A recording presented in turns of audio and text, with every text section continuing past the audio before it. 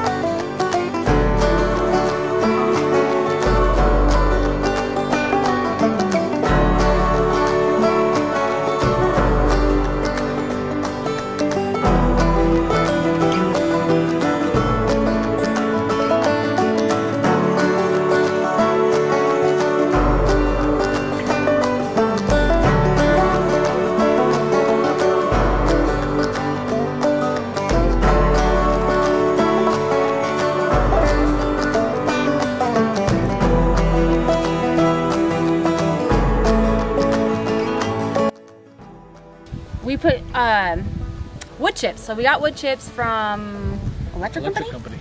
And they dropped for free. Yeah, so there's a tip for you.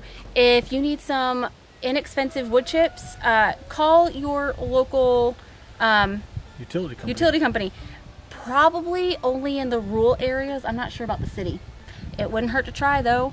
So we got the wood chips, and Jeff brought it into the garden for me, and I haven't quite finished it yet.